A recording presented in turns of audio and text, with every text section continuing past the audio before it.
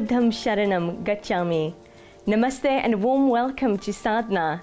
It is indeed the inward path that leads towards enlightenment, and today's show is reflective of just that. We get ready for Buddha Purnima with a visit to the Tushita Kadampa Buddhist Center in Cape Town.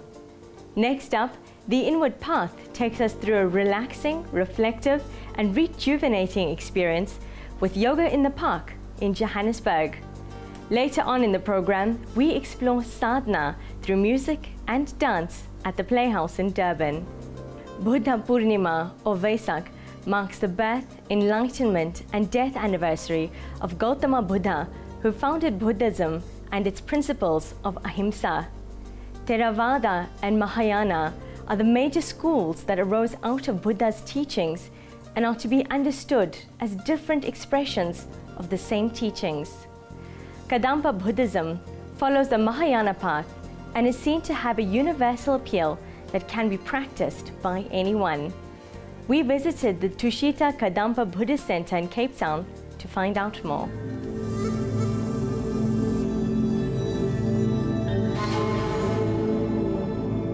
Founder and spiritual guide is called Venerable Geshe Kelsang Gyatso.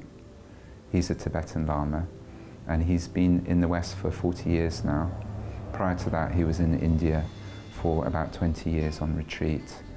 This tradition sometimes we call the presentation that has been brought forward by our teacher, as we call it, modern Buddhism.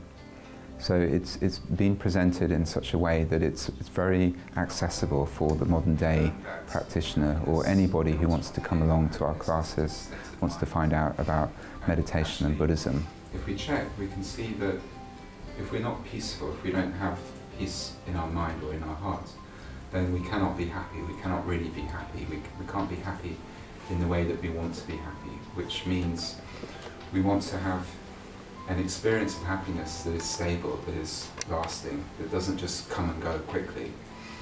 But we can see that whatever kind of situation we're in, wherever we are, or whoever we're with, we can't really enjoy ourselves unless we have this crucial ingredient of inner peace within our minds. It's about a mindfulness, it's about remembering the teachings and how we can apply them.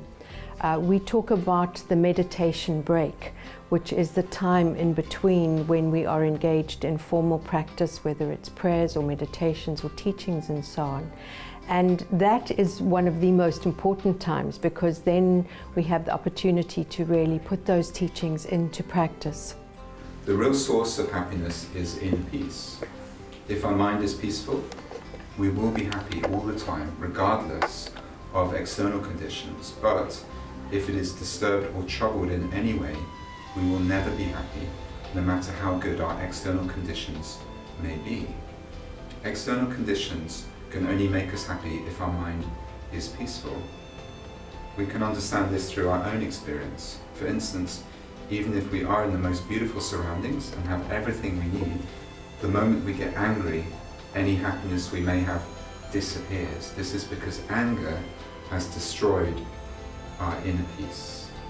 For the first time in my life, I got to actually look at myself more, like constantly having a mirror where I'm observing myself, how I feel, and how I respond to different things that are happening, and what things irritate me and why they irritate me. What is it that I believe that causes that irritation to happen, and how can I change that?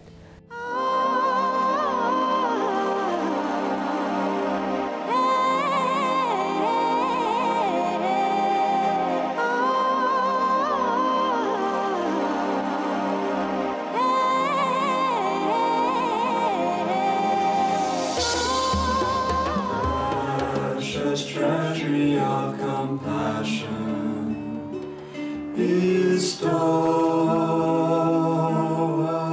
of supreme inner peace, you love. So we go for refuge in the three jewels, as they're called, Buddha, Dharma and Sangha. And these are represented on the shrine by the Buddha, clearly the statue of Buddha representing Buddha himself. And then to his left we also have what's called a stupa, which is a representation of Buddha's mind, which is the wooden object in the corner of the shrine. And this traditionally represents Buddha's mind. And then we also have a text in the other corner. We always have a text which represents Buddha's speech. And then you'll see there's a whole variety of other figures, other representations of Buddha in various forms, because we have practices which are about developing different states of mind, and for each positive attribute that we're developing, we have a practice to enable us to do that.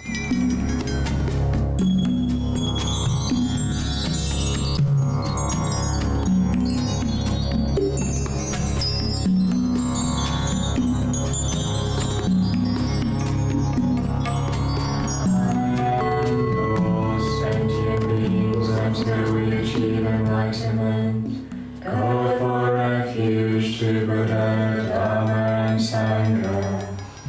I and all sentient beings until we achieve enlightenment, go for refuge to Buddha, Dharma and Sangha. I and all sentient beings until we achieve enlightenment. In the 9 years that I've been associated with the tradition, I definitely have noticed changes in myself. I'm much happier, I'm much more content. I feel that my levels of patience and compassion have certainly increased. Sometimes this question comes up about whether it is the case that we can get to the stage where we actually no longer react. And I would say yes, it is the case. Gradually we can get to that stage, but that's going to take plenty of time, so we need to keep persevering and be patient and recognize that still the same kind of impulsive reactions are going to arise, but gradually they arise for a less lengthy period of time, and also we're able to drop or let go of those reactions more quickly. The key to how I feel inside is always within me. So I do see a point whereby that is the permanent state of being, that it's always from within going out instead of coming from outside then going in.